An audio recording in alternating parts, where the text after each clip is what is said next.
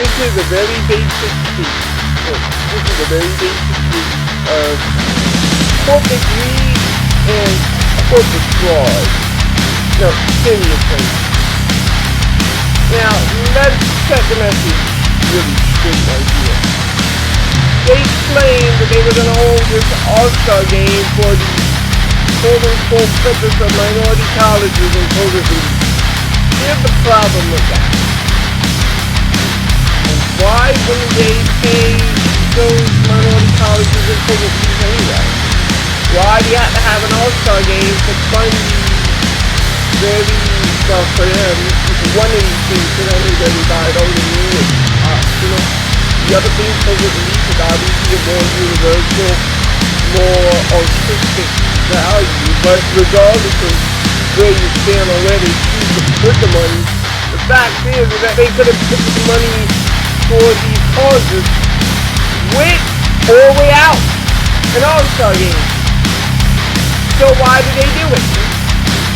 Now that we know, well, we know instantly for that matter, that it wasn't that big of a deal as far as money is concerned. It's not like they would drain the money or anything.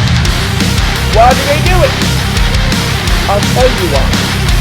Because as much as they want to pay for these minority colleges, or for public leagues, it doesn't mean as much to them as it does to the people who push the game to happen.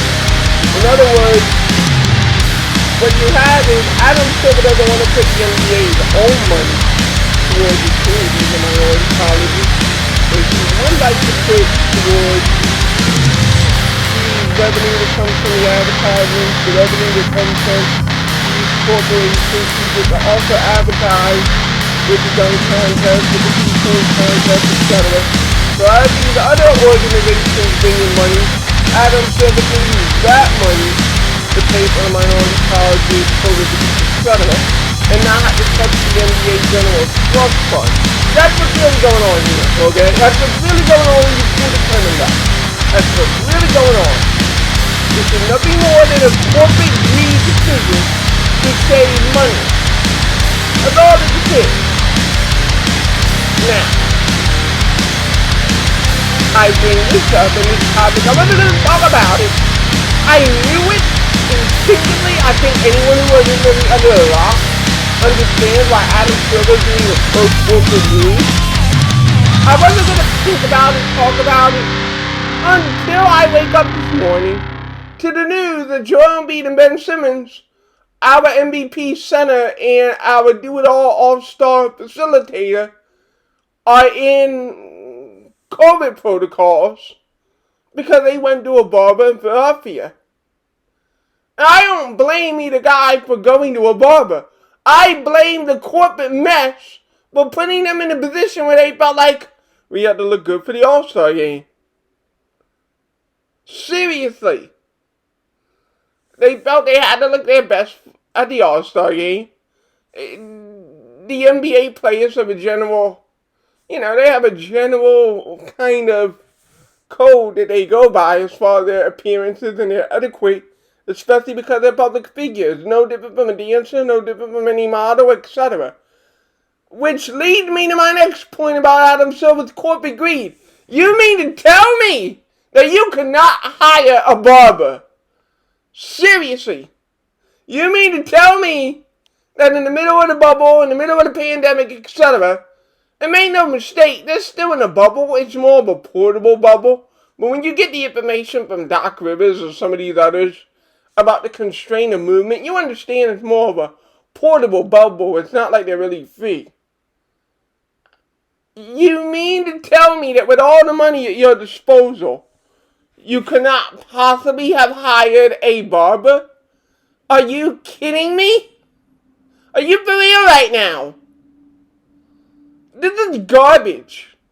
Now, fuck the All-Star game, which Adam Silver turned into a slush fund. But the slush fund, I don't care about Adam Silver's back pocket. I really don't care. I more care about our players, their personal health first and foremost, first of all. If I'm going to criticize Adam Silver for being a corporate puppet then I can't be going thinking more about the season than about these players. So Joe Lee Benson, I know you don't watch this, but I hope you hear the message. But first and foremost, I care about your health. As humans, I care about your health and everything. That's first and foremost. Hopefully you don't get spurred. Hopefully you're able to safely go through protocols and win this week and get your services back. So that's the number one thing. Number one thing is the health of Joe Lee Benson.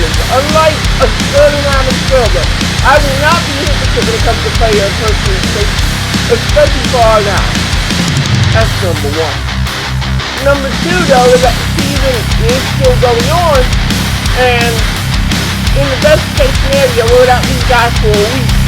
And it's just so brutally happy that in this week, you're going to get the Lakers in a mini 2-game series. You're going to get teams like the Spurs, the Clippers. It's a really rough start to the second half of the year. A boatload of our games are at the beginning of the second half. Kind of the opposite of the first half, where the first half we had easier teams up front and then the contenders later. Now we have the contenders up front first, and the few teams that are in the play-in tournament, etc. Those guys are at the second half of the schedule.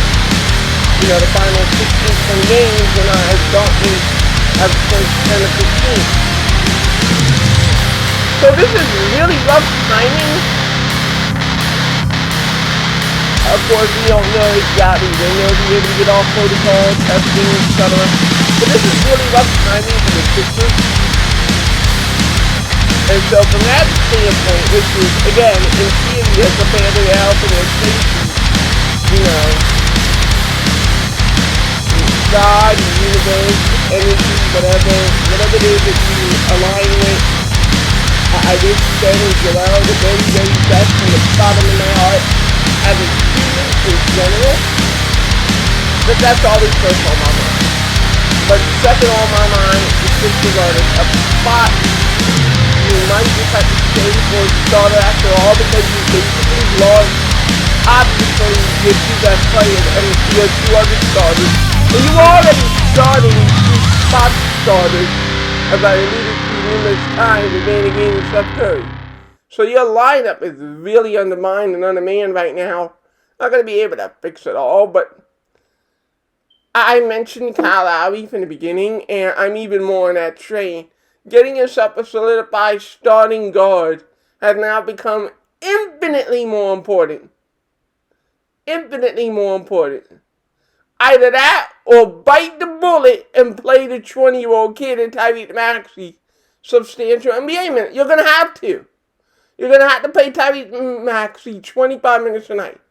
And this is going to be even more crucial and more important than his Denver game. That was like a warm-up for what's to come. If we don't make a move and Tyrese is still here, this kid is going to have to play 25 minutes against playoff contenders on the regular. And this is a sink-or-swim moment. And it's pissing me off even more that when we had the chance, we did not play him over Pelicans court march. Yeah, now, the kid wasn't confident. The kid was bobbling the ball, and the kid wasn't ready for this. But that's the whole point. If this was a gap year and we weren't number one in the conference, you would have played this kid more consistent minutes and put him in a position where, if this was going to happen, this kid now has confidence to build off of, that he was already a rotation player and that he could play in this scenario. So now the kid's going to be basically coming into this hot mess ice cold. It just fucks the Sixers all the way around to Sunday. And don't forget that it's all because of Adam Silver's corporate greed.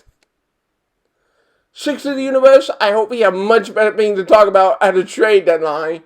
Because right now, all I can think of is if I had a poster of Adam Silver, I would be putting a voodoo curse on it or something. Like, this is ridiculous. Sixers of the universe signing off.